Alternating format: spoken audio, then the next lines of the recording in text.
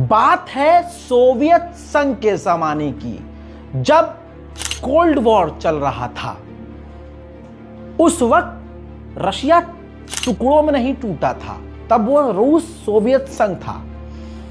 ऐसे में जंग लड़ के भिड़ भिड़ के रशिया पूरी तरह से कमजोर हो चुका था। रूस की करेंसी रूबल की इतनी वैल्यू पूरी दुनिया में नहीं थी, घट चुकी थी, बेकार हो चुकी थी, कागज के टुकड़े हो गए थे। ऐसे में थोड़ी थोड़ी जब बातचीत अमेरिका और रशिया के बीच, यानी उस वक्त के सोवियत संघ के बीच हुई, तो दोनों राजी हुए कि ठीक है, लड़ाई वड़ाई खत्म करते हैं, एक दूसरे के कल्चर को हम एक दूसरे को दिखाएंगे और एक दूसरे के कल्चर को एक दूसरे के यहां प्रमोट करेंगे। दोनों मान जाते हैं। अब ट्रेड शुरू होता है, तो ट्रेड में नाम आता है, बिजनेस में नाम आता है। उस वक्त पहले से पेप्सी मौजूद थी मार्केट में। पेप्सी अमेरिका की कंपनी थी और यूरोप में बहुत तगड़े लेवल पर उसका काम चल रहा था, मतलब बहुत ज्यादा भी नहीं, लेकिन बढ़िया काम चल रहा था। लेकिन जब रूस यानी उस वक्त का सोवियत संघ पेप्सी के साथ थोड़ी बहुत डील करता है और उस वक्त पेप्सी सोवियत संघ में आती है, आज के रशिया में आती है, अब वहां के लोगों को बहुत मजा आता है पेप्सी पी के। मतलब एक होती ना, लत लग जाती है। भारत में भी और पाकिस्तान में भी ऐसे बहुत लोग होंगे जिन्हें पेप्सी की बड़ी लत है, कोका कोला, थम्स अप, ये ड्रिंक की बड़ी। उस वक्त पेप्सी की लत लग गई रूसियों को।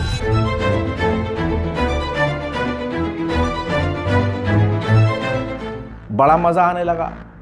अब वहां के लोगों की मांग ये हुई कि भाई पेप्सी और इंपोर्ट करो और खरीदो पेप्सी अमेरिका से।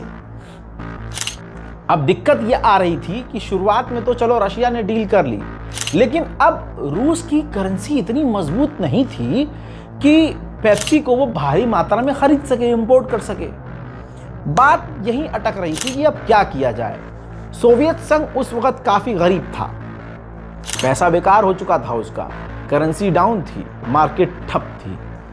उस वक्त सन 1980 के समय ये चीज दौड़ रही थी दिमाग में रूस के कि क्या किया जाए, जनता पागल हो रही है, पेप्सी उसे चाहिए, तो कैसे पेप्सी से हम ये डील करें। जैसे तैसे सन 1979 का समय आता है, तब तक टुकड़ों में इंपोर्ट पेप्सी कर रहा था सोवियत संघ। अब सोवियत संघ को चाहिए था 1989 में, अब चाहिए था रशिया को बड़ा स्टॉक भारी मात्रा में, क्योंकि भाई लोग रूस के पागल हो गए थे, चाहिए हमें तो भाई चाहिए, पेप्सी लाके दो। अब फिलहाल रशिया क्या कर रहा था इस दौरान, पैसे नहीं थे, तो पेप्सी के साथ पहले ये डील करी थी कि ठीक है भाई, पैसे हम नहीं दे पा रहे, कोई बात नहीं है, हम आपको रूस की बेहतरीन वोडका देंगे, उसके बदले आप हमें पेप्सी दीजिएगा। ये 1989 तक यही होता रहा। अब सारी वोडका तो नहीं दे सकता रशिया। ऐसे में 1989 में पेप्सी के साथ सोवियत संघ एक डील करता है। इस डील के होते ही उस वक्त पूरी दुनिया की छठी सबसे बड़ी नेवी पेप्सी के पास चली गई।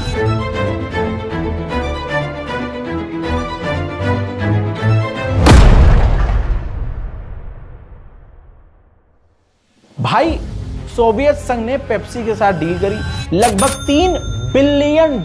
आज के समय की बात नहीं, 1989 की बात हो रही है मुन्ना। ये उस समय $3 बिलियन दोस्तों बहुत होते थे, बहुत।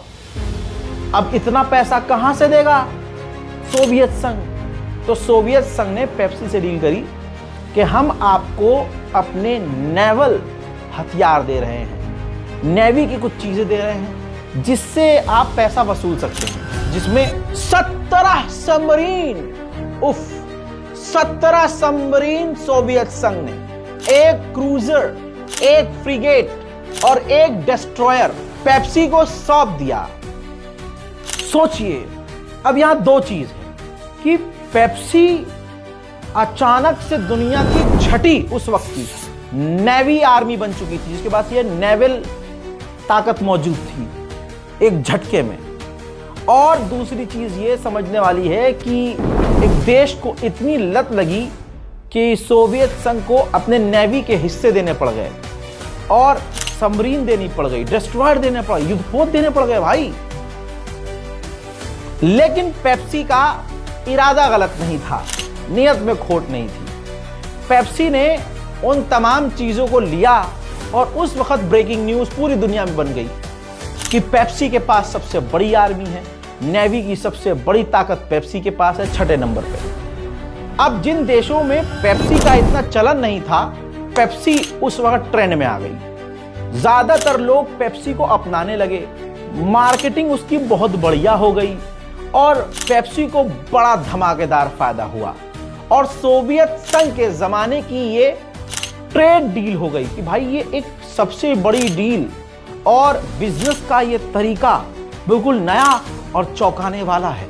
इससे कई तरह के सबक पूरी दुनिया को मिले कि भाई इस तरह से भी डील हो सकती है, इस तरह से भी बिजनेस किया जा सकता है, इस तरह से भी बिजनेस को आसमान पर पहुंचाया जा सकता है। ईमानदारी से पेप्सी ने क्या किया, उन तमाम जो भी उसको सबमरीन मिली, युद्धपोत मिले, उसने एक स्वीडन की कंपनी को वो बेच दिया और बेचा इस शर्त पर कि आप इसे डिस्ट्रॉय करेंगे, यानी एक तरह से इसके पार्ट अंजर पंजर खोलेंगे और जो है आप इसको रिसाइकिल करेंगे और उसका जो कबाड़ का जो पैसा होगा उससे हम अपने $3 बिलियन जो है रिकवर कर लेंगे, हासिल कर लेंगे। वही हुआ। लेकिन उस दौरान पेप्सी इतने भारी मात्रा में ट्रेंड में आ गई कि आज तक इतिहास के पन्नों पर यह सबसे बड़ी डील पेप्सी की छपी हुई है। इसके बाद भारी मात्रा में रशिया के अंदर, उस वक्त के सोवियत संघ के अंदर पेप्सी भारी मात्रा में आ गई। कोई सोच भी नहीं सकता था कि एक ड्रिंक बनाने वाली कंपनी पेप्सी, और पेप्सी में इतना दम कि वो एक देश की नेवी का हिस्सा ले सकती है। हालांकि कहा यह जाता है कि सोवियत संघ ने उसको वही युद्धपोत और सबमरीन दी थी जो वो यूज ही नहीं करता था, मतलब कबाड़ था। लेकिन पेप्सी का मतलब पूरा हो गया था। पेप्सी तो अपना लोहा देख रहा था कि ये इतने का लोहा है, लेकिन उसके बाद पेप्सी आसमान पर पहुंचती चली गई और आज भी पेप्सी पूरी दुनिया में ट्रेंड में है और भारी मात्रा में लोग पेप्सी पी रहे हैं। उस वक्त सोवियत संघ और पेप्सी की यह डील पूरी दुनिया के अखबारों में छप गई थी। ये एक ऐसी कहानी थी जो अब तक लोगों को ज़्यादातर नहीं पता थी। रज़ाग्राफी सोशल पर इसी तरह से आपको अनजानी कहानियाँ हम बताते रहेंगे, तो जल्दी से चैनल को करिए सब्सक्राइब और इस वीडियो को करिए शेयर। और अगला टॉपिक क्या होना चाहिए कमेंट कर दीजिए। जय हिंद।